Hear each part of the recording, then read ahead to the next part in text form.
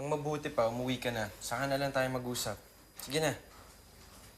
O sige, pero bago ako umalis, I want my kiss. Hoy, babae! Ikaw ba ang naglabas ng balitang to? Ikaw ba ang walang yung babae naglabas ng balitang to at sinabing masama akong tao? Ha? O bakit? Masama ka naman talagang tao, ah.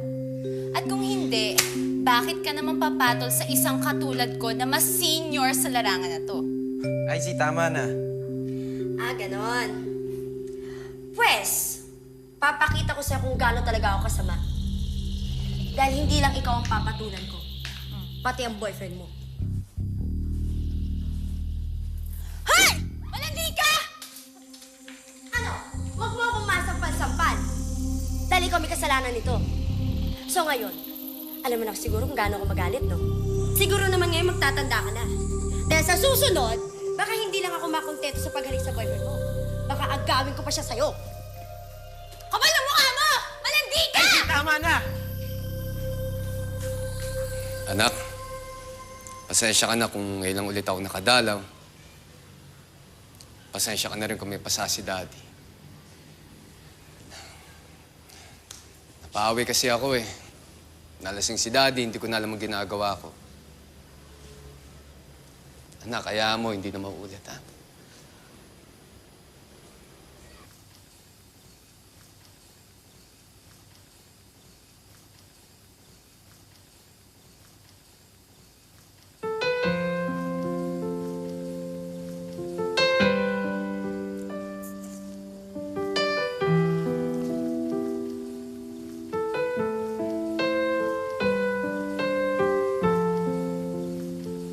Henry?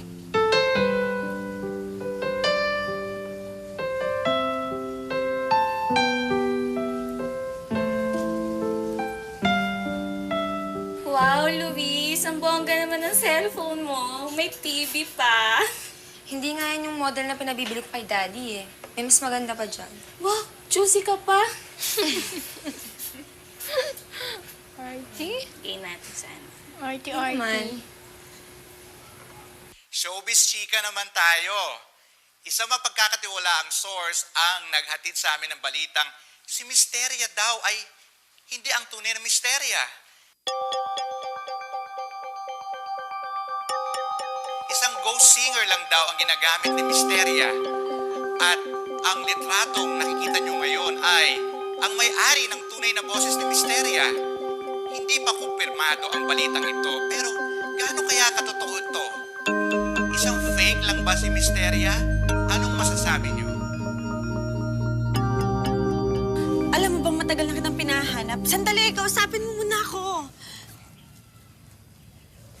Ano pa pag-uusapan natin? Patay na si Michelle. Ayan, wala na siya. Hindi ko alam kung bakit nagagalit ka sa akin. Kung meron man, patawarin mo na Hindi ako. mo alam.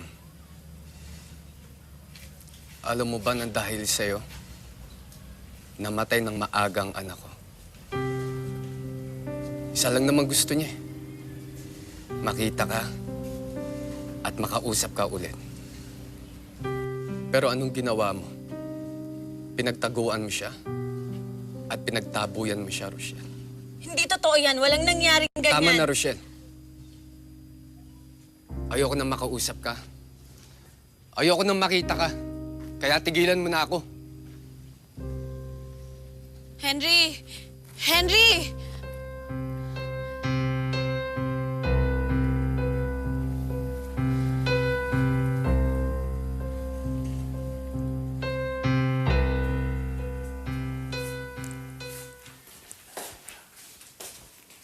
Hi, honey!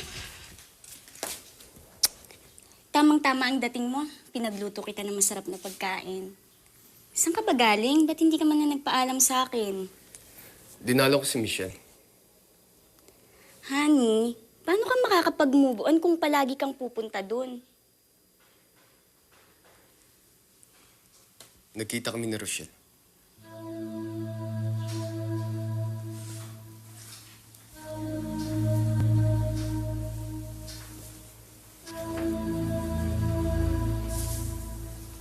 Nagkausap kayo? Oo. Nag-usap kami. Ipinamukha ko sa kanya ang mga kasalanang nagawa niya sa anak ko. Sinumpat ko sa kanya yun. Yun ang nangyari sa usapan namin.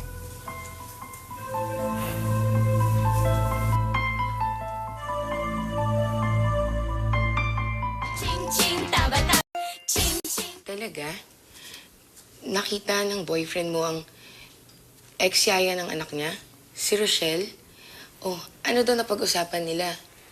Oo nga eh. Natakot nga ako. Buti na lang galit pa rin si Henry sa kanya. Mabuti naman at hindi sila nagkalinawan. Kung hindi, mabubuking ni Henry ang paninira mo sa Rochelle na yun. Hindi ako mabubuking. Dahil hindi na ulit magkakausap si Rochelle at Henry. Sisiguraduhin ko yan.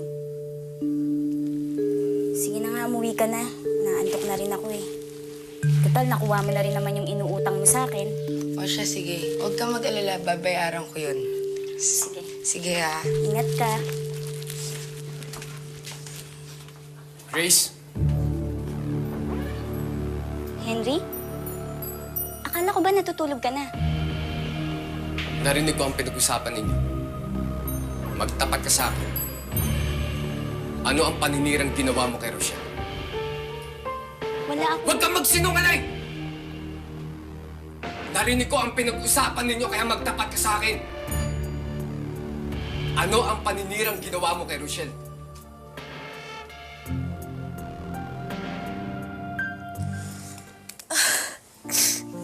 Gusto ko lang pong linawin na hindi po talaga totoo yung kumakalat na chismis tungkol sa akin. Hindi po talaga totoo na may ghost singer ako. Bakit ko naman po gagawin yun? Eh may boses naman po ako. Hindi ko po talaga kayo lolokohin. Nire-respeto ko po kayo. Kaya sana kung sino man yung nagkakalat ng chismis na yan, tumigil na kayo kasi sobra na eh. Hindi na talaga maganda. Please, huwag po kayong maniniwala sa kanila. Okay, Manong. Cut na.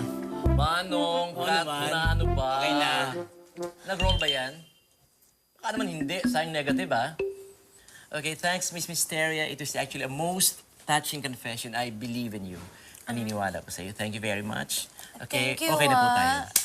Kailan pa ipapalabas to? As soon as possible. Mamayang gabi lang sa evening news, makikita mo na to. Okay? Okay, thank you. Aasahan Thank you ko very, yan, very ah. much. It was a wonderful interview. I love it. Okay, thank you. Promise yan ah. Of course, darling, of course. Okay.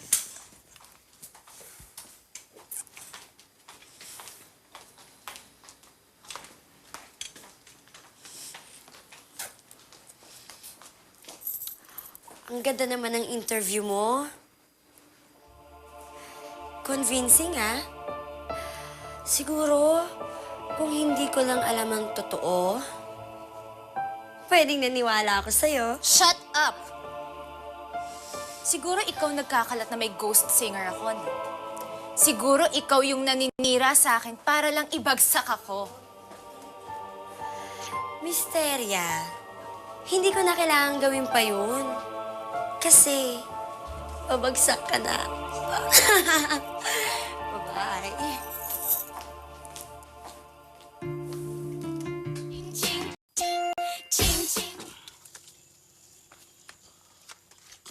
Ayan, may tao. Pwede tayo magtanong dyan. Sana tinapos ko yung vocational ko eh. Para hindi ako nagtatapon ng basurang ganito eh. Tara. All is clear.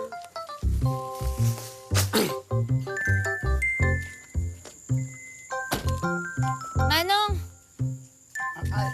Piling, hindi manong. Ano yun? Ano yun? Anong kailangan nyo? Kung hold up ito, wala akong pera. Ay, teka. Namumukhaan kita. You look family. Di ba ikaw si... Ay, Manong. Hindi, teka, ikaw si ano eh. Manong, huwag niyo na pong alamin kung sino ako. May gusto lang po kaming tanungin sa inyo. Sige, ano yan? Bilisan nyo lang ha. Busy ako eh. Ano ba yan? Kilala mo si Honey, di ba? Oo. Kaibigan niya ng boss ko eh. Bakit? Boss? Boss niyo po ba si Mang Rod? Si Mang Rod? Hindi. Sampid lang yan. Nakikitira lang yan. Ang boss ko si Jack. Yan si Mang Rod, tsaka yung anak niya. Naku, palamunin yan, Jack. Sino hong anak? Si Honey po ba yung anak? Oo, si Honey. Paano po naging anak ni Mang Rod si Honey? At kanino po? Teka. Sino ba kayo? Saan ba kayo galing? At paano yung tanong nyo ah? Para kayong taga-TV ah. Anong kailangan nyo? What's your real need? Eto po, kunin niyo na po to. Ay, naku, hindi ako basta-basta nasusulan niya. You don't know me. Dito, mabot sa kanan. Ayan, Kanan sa ako. inyo na po yan lahat. Basta sagutin niyo lang po yung tanong ko. Teka, ano ba yan? Bakit naman? Teka ha? 28, 29, 20, 10. Ano ba yung tatanong nyo? Kasi po, ang pagkakaalam ko po, 2 lang po ang anak ni Mang Rod eh. Paano po naging anak ni Mang Rod si Honey? Ang pagkakaalam ko dyan, Iha, 2 anak ni Mang Rod. Yung isa, hindi ko kilala. Yung isa, yung bunso, si Jopay. Ayun, si Honey. Ano pong sabi niyo? Si Jopay si Honey? Oo. Si Honey, si Jopay. Yung Honey, screen name niya. Screen name ba?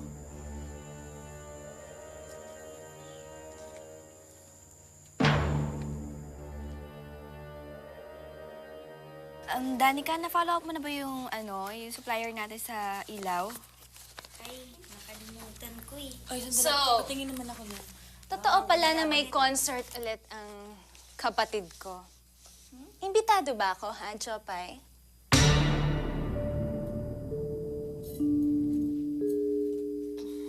Jopay? Kapatid? Ay, yan pinagsasabi mo. Totoo ang sinasabi ko, Jiro. Kasi ang babaeng kaharap nyo ngayon, ang babaeng yan na nagpapanggap na si Honey, ay walang iba kundi ang walang hiya kong kapatid na si Jopay.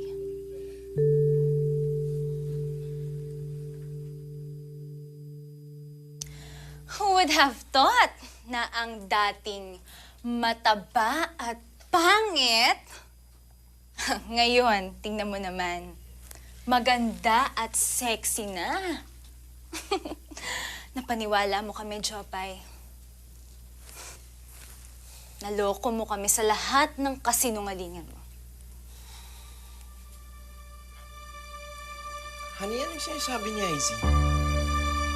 Totoo ba to? Totoo bang ikaw si Jopay?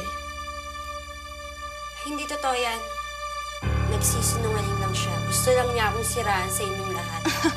Huwag ka nang mag-deny kasi nabuking na kita. Kaya umamin ka na. Alam ko na ikaw si Jopay. Hindi ako si Jopay. At hindi ko kilala kung sino yung sinasabi mong mataba at pangit. Grabe ka naman. Napaka-cheap ng issue mo laban sa akin. Nakakatawa ka. Ang kapal ng mukha mo! Sumusobra ka na, ha? Pikon na ako sa'yo, ha? Jiro, maniwala ka sa akin. Totoo sinasabi ko. Nababaliw ka na, Izzy. Hindi ako naniniwala sa'yo. Jiro!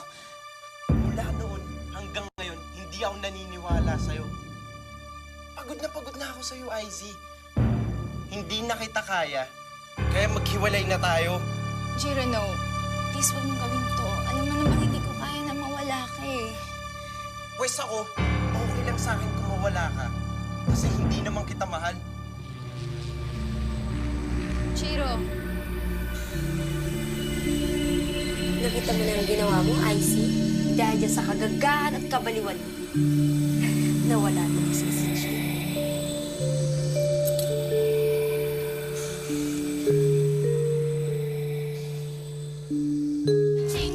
Pinuntahan ko rin si Clistar. At kahit maraking pagbabago, Jopay, pwede naman siyang patawalan kasi napakaraki ng pinagbago niya. Sinabi pa nga niya sa akin na sobra nagsisisi na siya sa mga pang-right na ginawa niya sa'yo noon eh. Oo, to Jopay naman. Nakita ko sa mga mata niya na seryoso siya, Jopay. Totoo yun, maniwara ka sa akin. Uy! Hinahanap ka nga niya eh. Gusto niyang in person, magsoli siya sa'yo. Oo, totoo, Jopay. Jopay, nalilinig mo ba ako? Pambila. Bakit ka umiyak? Ba't ka umiyak? Ha? Ano na naman? Kasi alam na ni ate na ako si Jopay. Ibinuki niya ako kay na Jiro. Mabuti na lang, nakagawa ko ng paraan para hindi sila maniwala kay Ate Icy.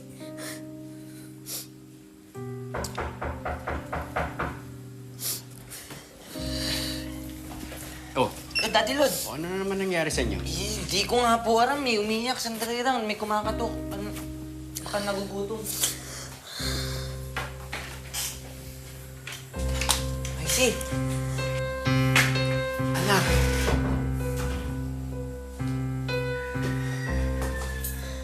Ate, Mabuti at nandito ka, Dad. Ngayon, Jopay, ngayon ka mag-deny na hindi nga ikaw si Jopay, honey. Ngayon ka magsinungaling na hindi nga ikaw yung kapatid ko.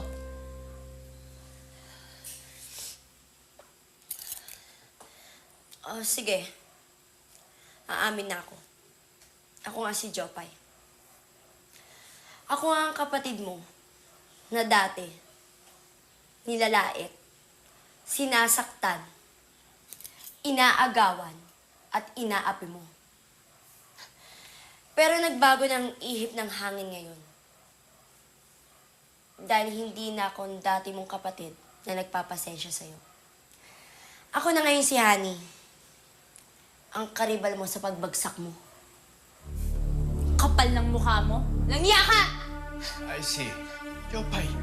Ang tagal kong tiniis lahat ng kalupitan mo sa akin.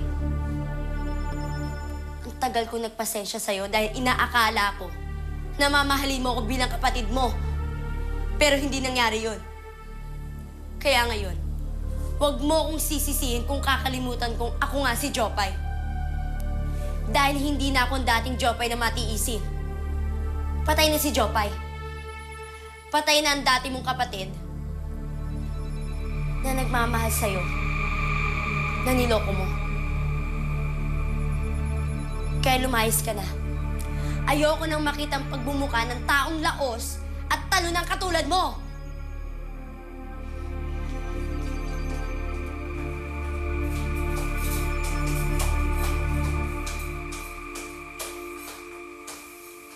Icy, anak.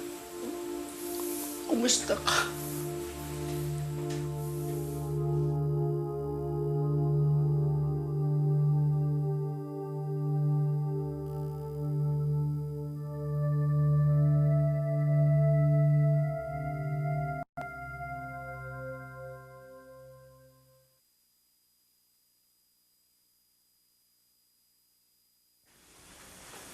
Ate, ano pa yung ginagawa mo? Kinukumpara ko ang picture ni Jopay at ni Honey. Tingnan mo. Magkahawig nga sila.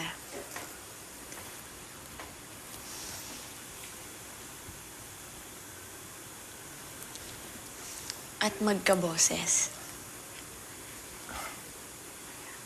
Ate, iniisip mo ba na totoo yung sinabi ni Izzy kanina tungkol kay Honey? Na si Jopay din siya? Imposible naman yun kasi kahit magkahawig sila, magkaboses, magkaiba pa rin ang ugali nila. Gusto ko si Honey. Pero aaminin ko, lumalaki na ulo niya. Kaya mas gusto ko pa rin si Jopay. Mas mabait pa rin siya. Jiro, ang ugali nababago. Pero hindi nga siya si Jopay. Di ba dininay niya na kanina? Sana nga hindi siya si Jopay. Pero nagdududa talaga ako. Hindi ka ba nagtataka kung bakit hanggang ngayon hindi sinasabi sa atin ni Honey kung saan siya nakatira? Kung may pamilya siya, marami siyang itinatago. At kung maraming itinatagong isang tao, pagkakatiwalaan mo ba lahat ng sinasabi niya?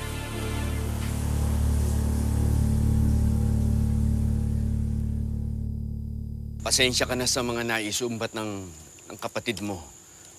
Dala lang yun ng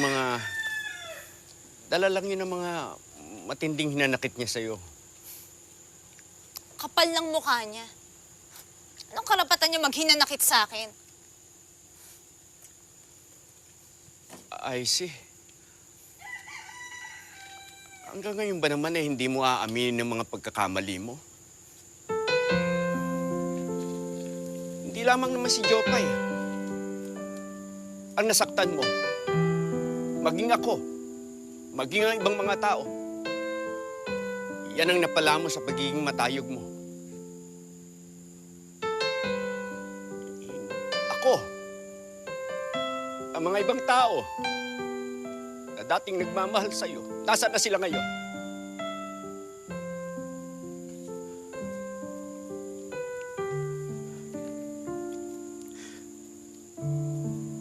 Aminin mo ang mga pagkakamali mo. Doon ka lang liligaya. Doon ka lang magkakaroon ng katiwasayan na alam kong matagal mo nang inaasahan.